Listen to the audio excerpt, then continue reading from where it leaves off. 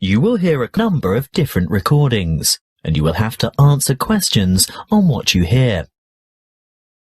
All the recordings will be played once only. The test is in 4 sections.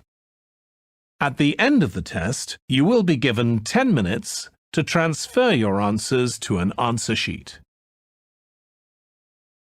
Now turn to Section 1. Section 1. You will hear a man telephoning a friend to find out about their local public library. First, you have some time to look at questions 1 to 4.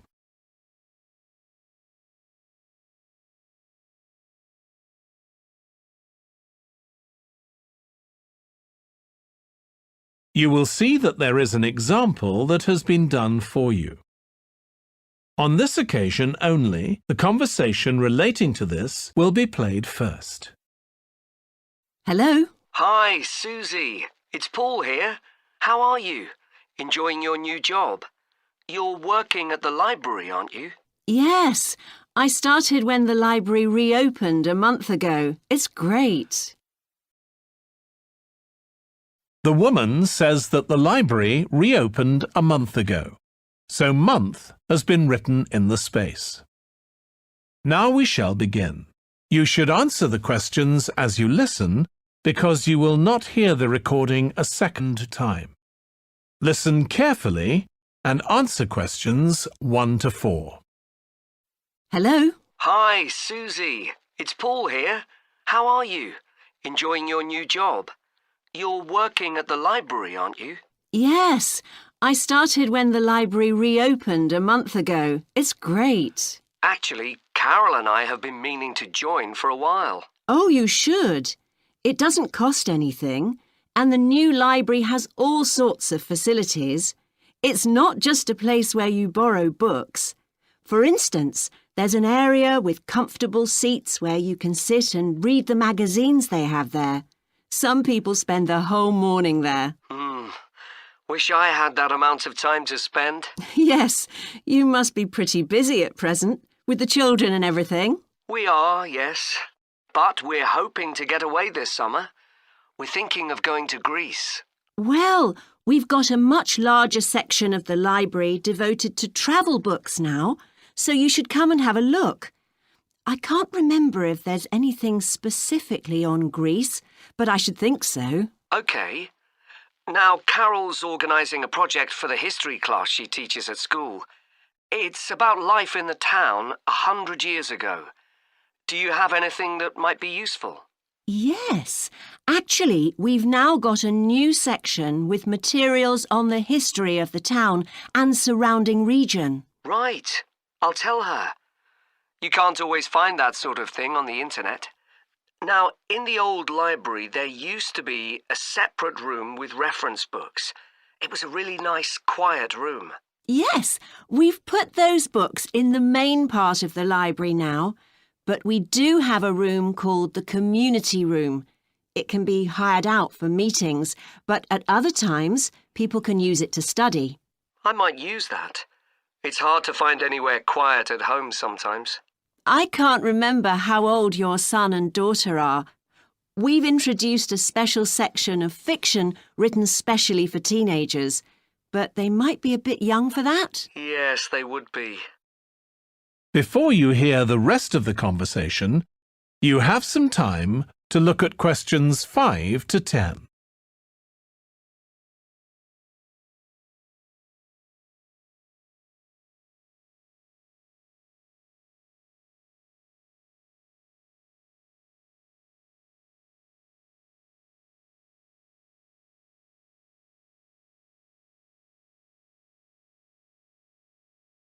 Now listen and answer questions 5 to 10. Well, we do have lots of activities for younger children. Yes? For example, we have a science club, At the next meeting, they're going to be doing experiments with stuff that everyone has in the kitchen, sugar and flour and so on. They might be interested, yes. And we have a competition for children called Reading Challenge. That doesn't begin until after the end of term. They have to read 6 books and they get a certificate if they manage it. So that gives them something to do while they're on holiday, instead of getting bored. That's the idea. And there's special activities for adults too.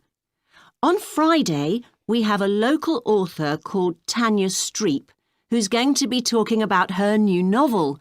It's called Catch the Mouse, and she based the story on a crime that actually took place here years ago. Right. We're not free on Friday, but I'll look out for the book. Now, this probably isn't for you, but we do have IT support available for members. We get quite a few older people coming along who are wanting to get up to speed with computer technology. It's on Tuesday mornings. They don't need to make an appointment or anything. They just turn up. Well, my mother might be interested. I'll let her know. OK. And there's another service which you wouldn't expect from a library, which is a free medical checkup. The hospital arranges for someone to come along and measure the level of sugar in your blood, and they check cholesterol levels at the same time. Really? Yes, but that's only for the over 60s, so you wouldn't qualify. OK. Well, I'll tell my mother. She might be interested. What other information? Well, we do have a little shop with things like wall charts and greetings cards, and also stamps, so you can post the cards straight away, which is really useful. Yeah. Well, I'll bring the children round at the weekend and we'll join. Oh, one more thing. I'll be bringing the car. Is there parking available? Yes, and it's free in the evening and at weekends. Perfect. Well, thanks, Susie. See you soon. That is the end of section 1. You now have half a minute to check your answers.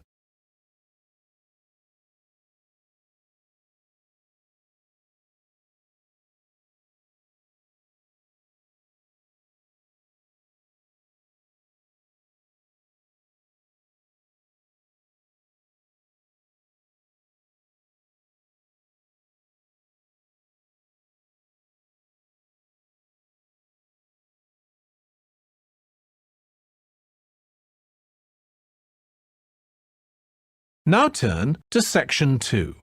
Section 2. You will hear part of a training session for new employees at a large travel company. First, you have some time to look at questions 11 to 17.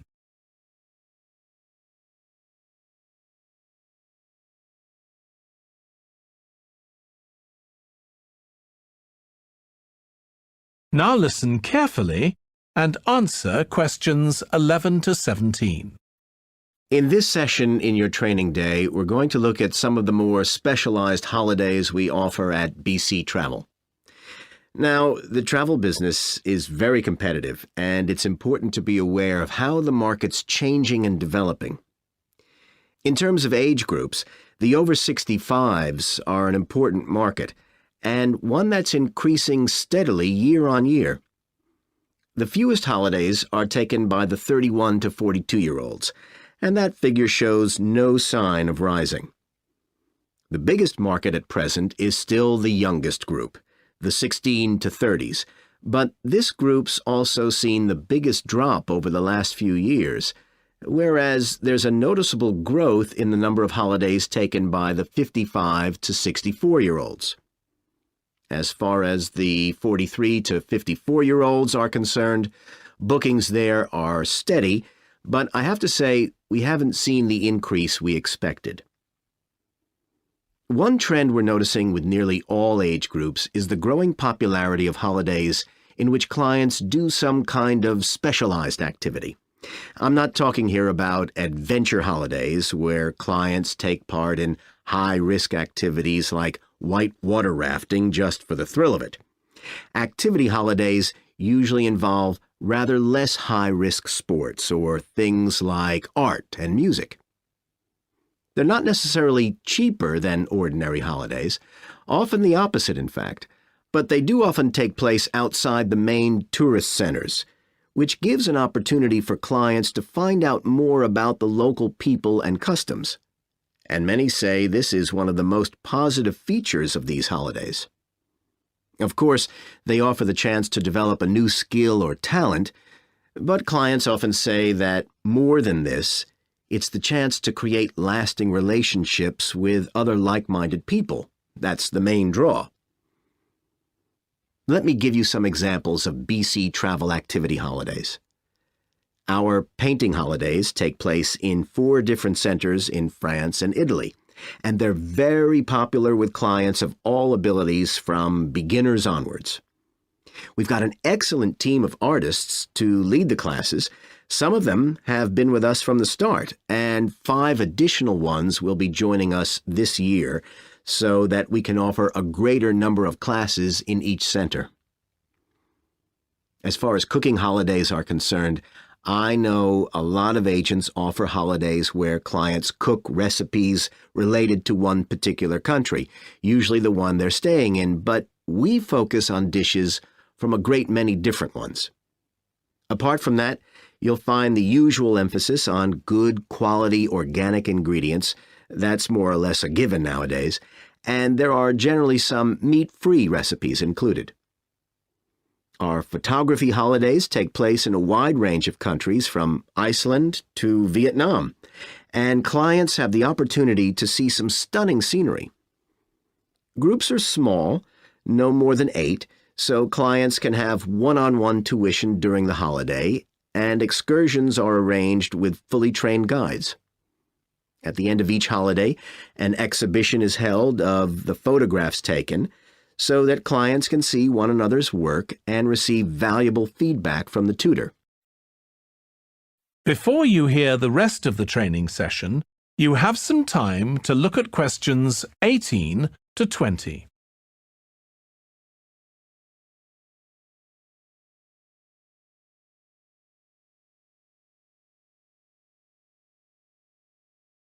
Now listen and answer questions 18 to 20. Finally, let me tell you about our fitness holidays. In Ireland and Italy, we run one-week general fitness classes for all ages and levels of fitness.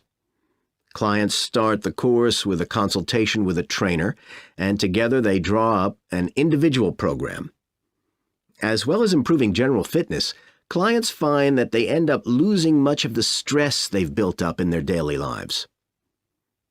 In Greece, we have a 2-week holiday for clients who want to do something about their weight.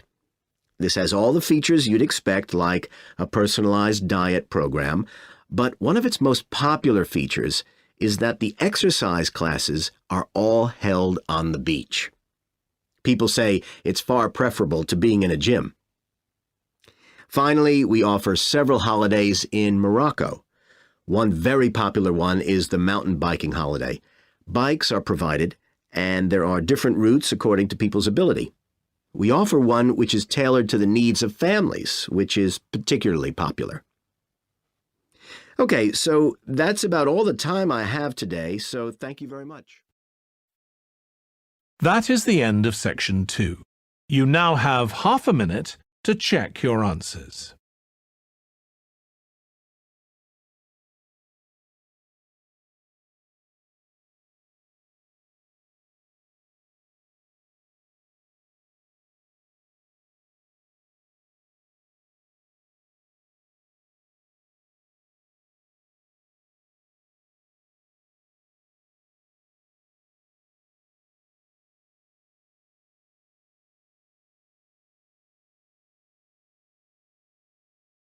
Now turn to Section 3. Section 3.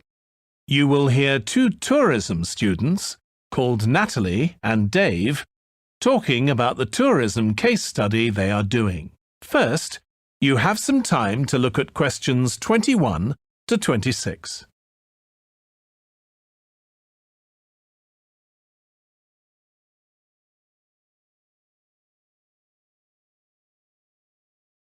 Now listen carefully and answer questions 21 to 26. Dave, I'm worried about our case study. I've done a bit of reading, but I'm not sure what's involved in actually writing a case study. I missed the lecture where Dr. Baker talked us through it. OK, well, it's quite straightforward. We've got our focus. That's tourism at the Horton Castle site. And you said you'd done some reading about it? Yes, I found some articles and made notes of the main points. Did you remember to keep a record of where you got the information from? Sure, I know what a pain it is when you forget that. OK, so we can compare what we've read. Then we have to decide on a particular problem or need at our site. And then think about who we're going to interview to get more information. OK, so who'd that be? The people who work there? And presumably some of the tourists too? Yes, both those groups. So we'll have to go to the site to do that, I suppose. But we might also do some of our interviewing away from the site. We could even contact some people here in the city, like administrators involved in overseeing tourism. OK, so we'll need to think about our interview questions and fix times and places for the meetings. It's all going to take a lot of time. And if we can, we should ask our interviewees if they can bring along some numerical data that we can add to support our findings. And photographs? I think we have plenty of those already. But Dr. Baker also said we have to establish with our interviewees whether we can identify them in our case study or whether they want to be anonymous. Oh, I wouldn't have thought of that. OK, once we've got all this information, I suppose we have to analyse it. Yes, put it all together and choose what's relevant to the problem we're focusing on and analyse that carefully to find out if we can identify any trends or regularities there. That's the main thing at this stage, rather than concentrating on details or lots of facts. OK, and then once we've analysed that, what next? Well, then we need to think about what we do with the data we've selected to make it as clear as possible to our readers. Things like graphs or tables or charts. Right. Then the case study itself is mostly quite standard. We begin by presenting the problem and giving some background, then go through the main sections. But the thing that surprised me is that in a normal report, we'd end with some suggestions to deal with the problem or need we identified. But in a case study, we end up with a question or a series of questions to our readers, and they decide what ought to be done. Oh, I hadn't realised that. Before you hear the rest of the discussion, you have some time to look at questions 27 to 30.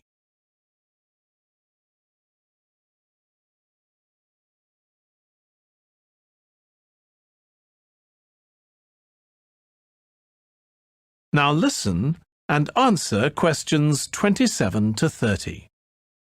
So, basically, the problem we're addressing in our case study of the Horton Castle site is why so few tourists are visiting it. And we'll find out more from our interviews, but I did find one report on the internet that suggested that one reason might be because, as far as transport goes, access is difficult. I read that too, but that report was actually written 10 years ago when the road there was really bad, but that's been improved now.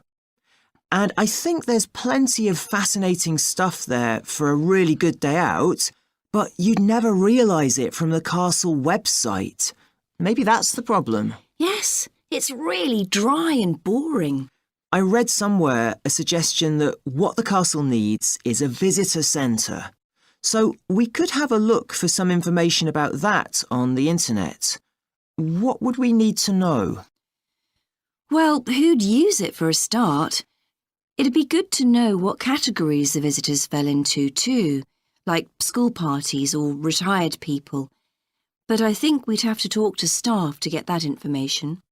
OK, and as we're thinking of suggesting a visitor centre, we'd also have to look at potential problems. I mean, obviously it wouldn't be cheap to set up. No, but it could be a really good investment. And as it's on a historical site, it'd need to get special planning permission, I expect. That might be hard. Right, especially as the only possible place for it would be at the entrance, and that's right in front of the castle. But it could be a good thing for the town of Horton. At present, it's a bit of a ghost town. Once they've left school and got any skills or qualifications, the young people all get out as fast as they can to get jobs in the city, and the only people left are children and those who've retired. Right. Something else we could investigate would be the potential damage that tourists might cause to the castle site. I mean, their environmental impact. At present, the tourists can just wander around wherever they want. But if numbers increase, there might have to be some restrictions, like sticking to marked ways. And there'd need to be guides and wardens around to make sure these are enforced. Yes, we could look at that too. OK, well, we certainly managed... That is the end of section 3. You now have half a minute to check your answers.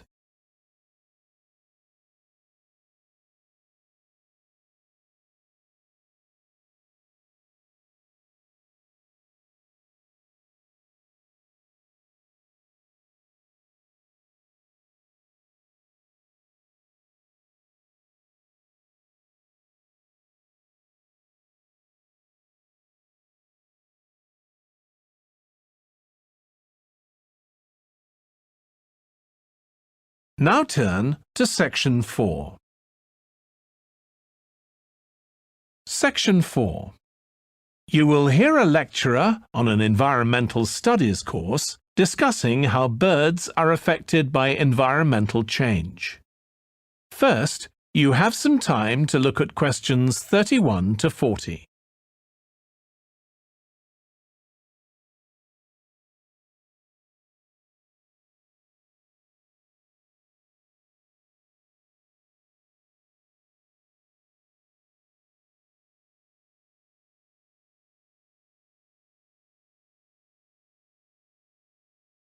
Now listen carefully and answer questions 31 to 40. OK, so we've been looking at how man-made changes in our environment can affect wildlife. Now, I'll discuss a particular example. Let's take a look at mercury.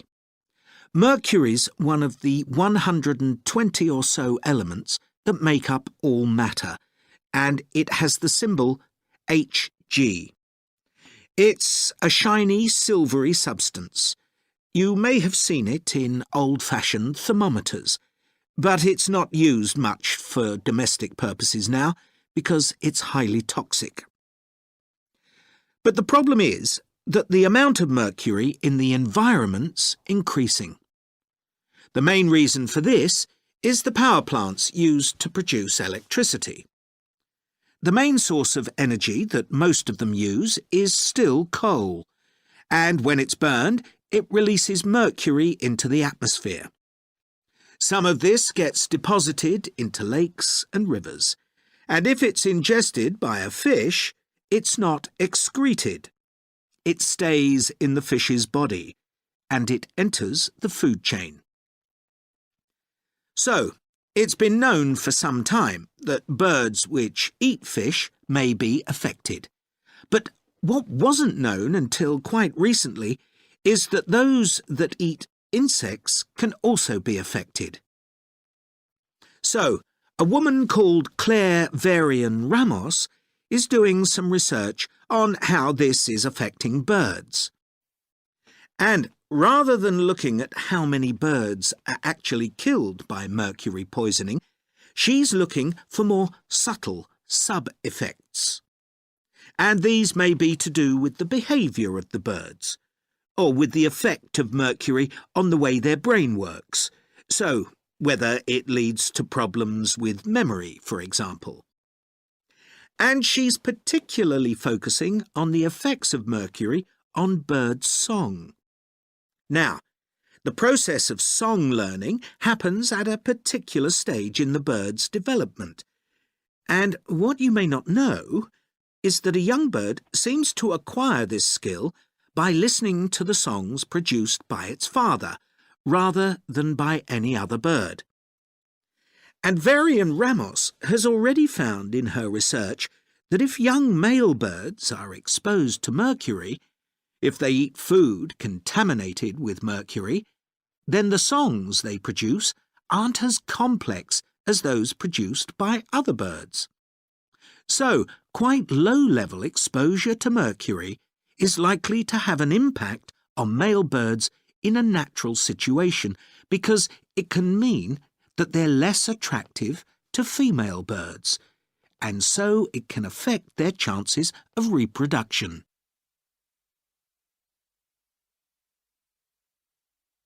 Now, the way she's carrying out this research is worth thinking about. She's using a mixture of studies, using birds kept in laboratories and studies carried out outdoors in the wild. The lab-based studies have the advantage that you don't get all the variables you would in a natural setting. So, the experimenter has a much higher level of control, and that means they can be more confident about their results in some ways. And of course, they don't have to worry about going out and finding the birds in order to observe them. So, what are the implications here for humans? Well, because many birds are migratory, they may be transporting mercury far from contaminated sites. For example, it's been found that ducks who'd been feeding at a contaminated site were later shot by hunters over 1,000 kilometres away and presumably eaten. But these birds likely had mercury levels high enough to warrant concern for human consumption. In addition, going back to song learning by birds, we saw that this may be affected by mercury contamination. Well, we also know that in humans, mercury causes developmental delays in the acquisition of language, and in fact this process is very similar in the brain regions it involves, and even the genes that are involved. But mercury contamination has other important implications for humans as well. It's now known that an unborn child can be affected if the food eaten by its mother contains high levels of mercury, and these effects can be quite substantial. In the end, it comes down to whether more value is placed on human economic well-being or environmental well-being. It's true there are new regulations for mercury emissions from power plants, but these will need billions of dollars to implement and increase costs for everyone. Some argue that's too much to pay to protect wildlife. But as we've seen, the issues go beyond that, and I think it's an issue we need to consider very carefully. That is the end of section 4. You now have half a minute to check your answers.